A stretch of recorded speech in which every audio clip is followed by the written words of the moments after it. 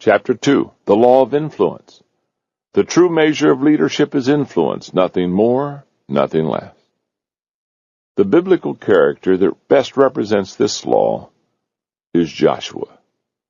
The day that Joshua and Caleb stood before the children of Israel and tried to get them to enter the promised land, I doubt the two men really understood all that was at stake.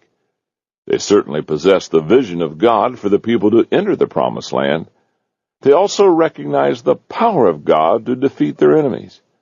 But did they truly understand that their ability, or rather their inability, to lead the people in that moment would determine whether an entire generation of people would enjoy the land promised to their ancestors? Obedience to God is important, and because Joshua and Caleb were obedient, they were the only two of the entire adult population in Israel to enter the promised land. But for leaders, obedience isn't enough. If they can't take others on the trip, they fail their God-given mission. As Harry A. Overstreet observed, the very essence of all power to influence lies in getting the other person to participate. You see, leadership is influence, nothing more, nothing less. Let me explain further. My good friend Bill Hybels, pastor of Willow Creek Community Church, the largest church in North America, says he believes that the church is the most leadership-intensive enterprise in society because positional leadership doesn't work in volunteer organizations. In other organizations, the person who has position has incredible leverage in the form of salary, benefits, and perks.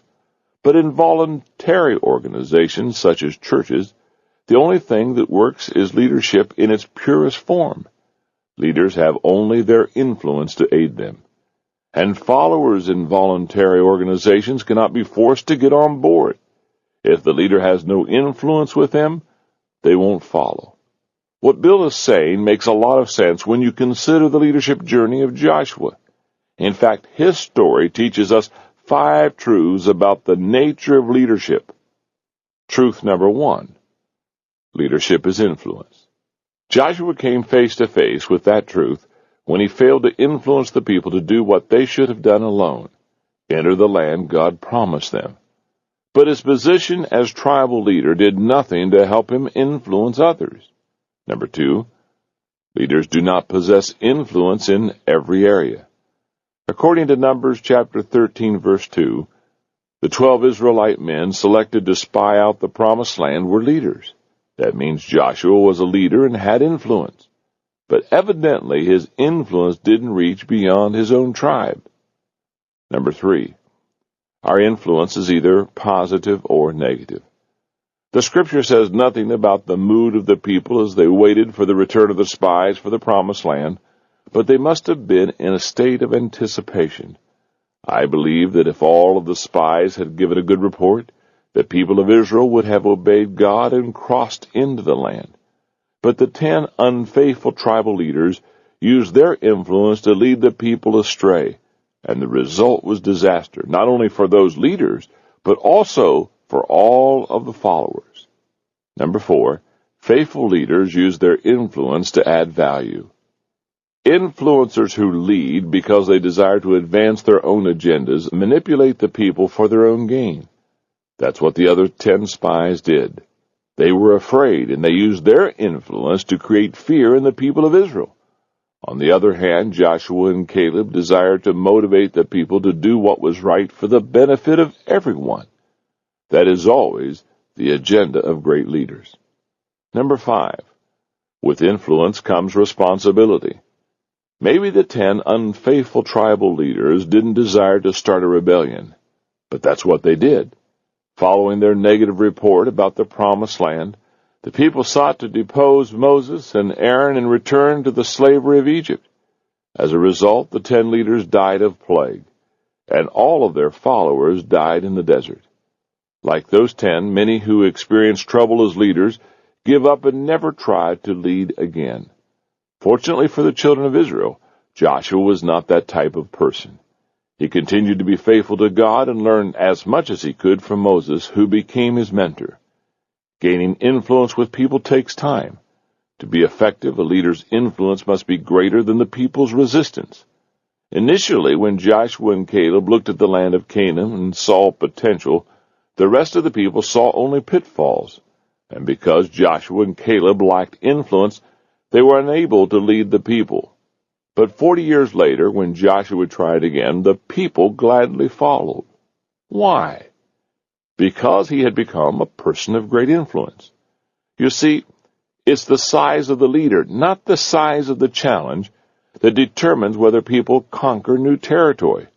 If a leader's influence is great enough, the people will follow.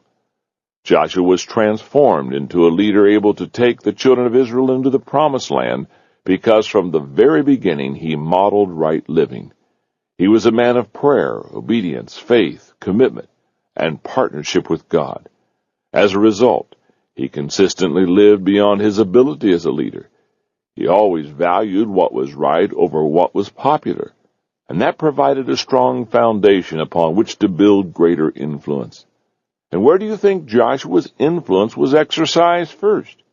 For him, as for other leaders wanting to make an impact beyond their lifetimes, it began at home. Before anything else, Joshua took responsibility for the spiritual life of his family. And I believe that it was his priority to lead his family first that qualified Joshua to ultimately lead a bigger family, the nation of Israel. If you have a family, I want to encourage you to put them first in your leadership. The truth is that if you want to impact your community, your country, or your world, as Joshua did, the best place to start is in your home. As you reflect on the law of influence and the story of Joshua, know this. Number 1, leadership impact increases as influence increases.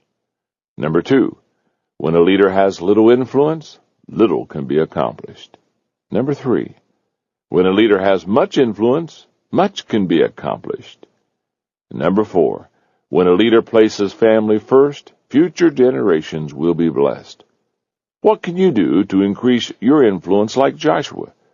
Do you need to realign your moral compass so that you do what's right? Do you need to develop better relationships with people that you lead? Should you find a mentor to be your Moses?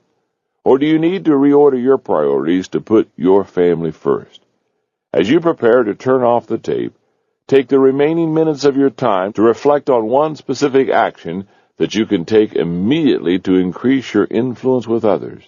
If you want to learn more about Joshua and the law of influence, read his story in the books of Numbers and Joshua.